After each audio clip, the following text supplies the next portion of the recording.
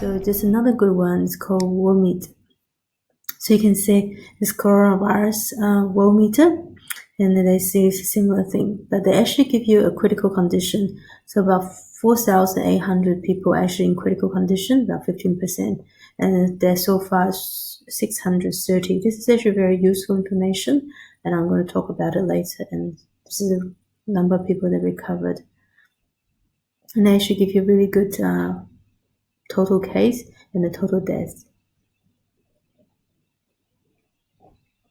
And then they also give you a good chart about how many new cases, how many new deaths, and how many people are critical, how many people recovered, and then they give you a chart of all the countries. So this is a very useful information. I'll put everything in a link at the bottom. So they check the transmission rate. Maybe one person can infect 3 to 4%, and then roughly the mortality rate is about 2%. And the incubation rate 2 to 14 days. And this is also another very useful feature about how many new cases is here.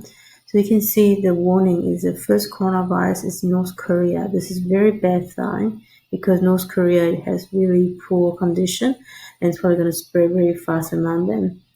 So it's leading to a humanitarian crisis already in China, and they are actually forcing people to go to this so-called hospital, which usually just look like concentration camp. You were just forced to stay there with one bed, no shower, just minimal water, minimal food, no medical supply. This is horrible. This is why we have to help ourselves to help them by make sure Australia have really good quarantine and make sure the disease doesn't come to us, as slow as they can, because if eventually it may spread out, but we want to be very slow. Because I think there's something wrong with China because they got so many cases at once. It's overwhelmed the health system because there's so many ICU bed and so many, hospital bed. Those people who are really sick, critically ill, they need to be intubated, and that's how you treat this type of severe complication from this type of viral infection. But in the hospital, how many ICU do we have? Same for them. So once you're over the critical mass of about how many people we can treat, then a lot of people just can't make it over because usually it takes about 7 days to 2 weeks to recover from this type of acute respiratory distress syndrome. We'll talk about it later. And there's another 41 new cases in Japan from just that one cruise ship.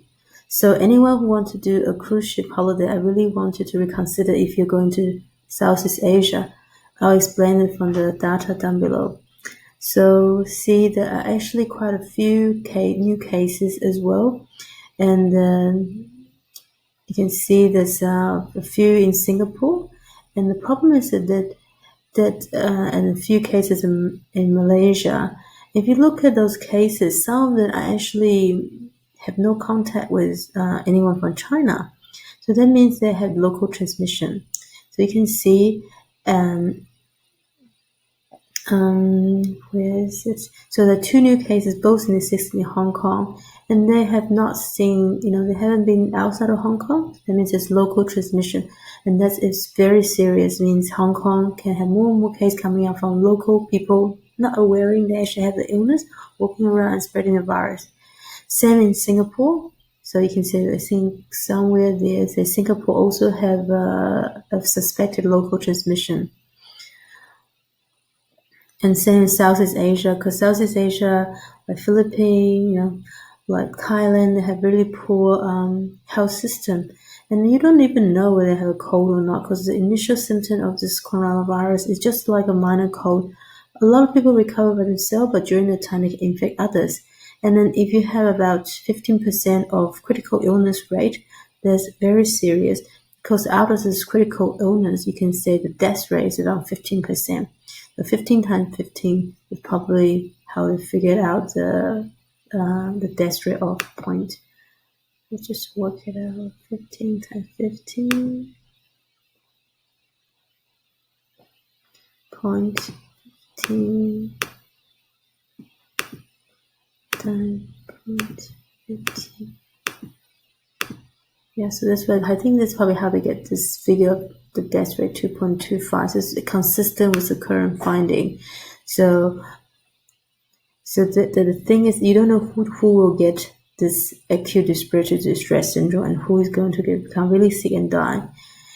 Then that's why we need to prevent it from spreading too fast, so we can actually look after each one patient by itself. And hopefully in summertime, it will be like SARS, disappear by itself, ideally. So this is a news case about Singapore linking with the cases in Malaysia. So it's a local transmission. And also more cases come from Hong Kong. They start to worry, they didn't travel to mainland China. How can they get it? So that means there are reservoir of the virus in the local community as well. Therefore, if you have, it's probably not my role to tell people this, but if you're not not having any specific reason to go to Southeast Asia or Asian country in the next few months, trying to stay in Australia and have a nice holiday here. We have beautiful beaches, we have beautiful camping site. You can even volunteer to help with rehabilitation and after bushfire. There's lots of things you can do in Australia. Don't trying to spend money here instead of traveling to Southeast Asia. That's what I'm saying, because you can see the rest of China is like what's happened to Wuhan 2-3 weeks ago. The cases are going up exponentially, slowly, and Southeast Asia will be like the rest of China in maybe 1 or 2 months later if we don't do the quarantine well, and basically trying to stop the spreading of the illness, one by one, slowly. And this is our goal. Just trying to make sure the spread is slow and steady so we can treat and help each one of the patient. So this one's the same, we have fear of local transmission in Singapore because 4 out of 6 of new cases didn't come from, they never tried to travel to China. And I think there's one of the patient returning to Europe also only been to one Asia country, never been to China. So that means in Southeast Asia, there's already been spreading among themselves because some people can be asymptomatic or have just minor discomfort, and then they are actually carrying the virus. But luckily, most people will be fine, just like a cold symptom, recover by themselves. But only problem is who knows whether you're going to be the 15% that are going to be critically ill, and you don't know whether you're going to be the, another 50% among the 15% is going to die from this. In saying that, the 40 cases initially had been to ICU, so they actually are the first cohort of the cases which actually have beds. Now, once you get over a certain amount of infected people, you'll be like China. Even you're sick, no bed for you. I'll show you a video done by the citizen reporter Chen Qiuxi. He's already disappeared probably by the Chinese official. We haven't heard from him last 2 days, but about 3 days ago, he did a reporting with a family member of a father. His father basically died in a hospital. During his description, his father sounds like he had a severe respiratory distress syndrome. He's basically respiratory failure. He couldn't breathe. He was short of breath. He said the only thing they can give him was oxygen, and his son had to put his hand on the mask all night just to help him to breathe in. And they couldn't even give him full flow of oxygen. They can only give him half flow. This is how bad it is. They don't have resources, don't even have oxygen. This kind of patient in Australia will be in the ICU, intubated, put under first care, and then they'll be in a negative pressure room. However, his father was in China in a normal hospital, just normal oxygen. You probably had better care at home. You don't even need to go to China. You don't even need to go to hospital in this kind of situation if they only give you oxygen. This is just disgraceful.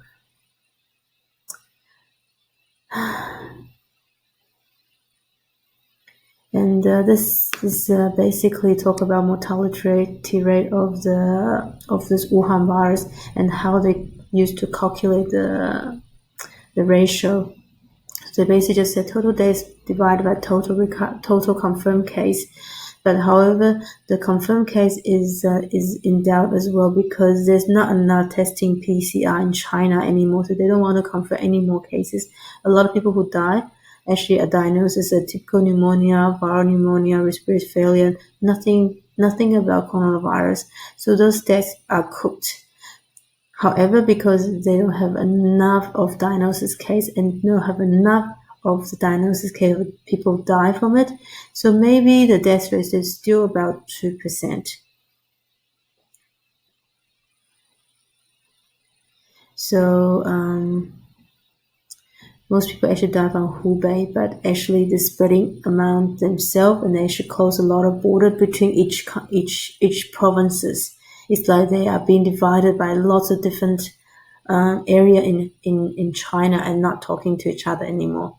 And they're even reporting of people conversating each other's goods. Like for example, if you send masks to China and you go through like Shandong, but you're wanting to go to you want this mask to go to Hebei, but the people in Shandong were confiscated because they don't have enough masks. So this is how bad it is. And you see, this is mortality rate in Wuhan almost 5%.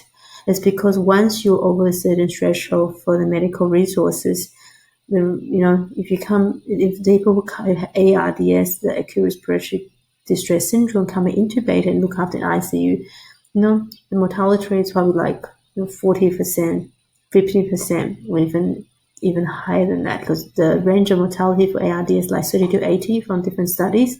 That means depends on how good your ICU is. Your life depends on that. And I don't think China have ICU service with their new hospital that was built within 10 days, their Wonder Hospital. There's no space for respiratory machine. Their quarantine hospital is a joke. Basically, they are just there, no food, not even area to have a shower. Everyone sit in the same big hole without even heating. I don't know. This is just bad.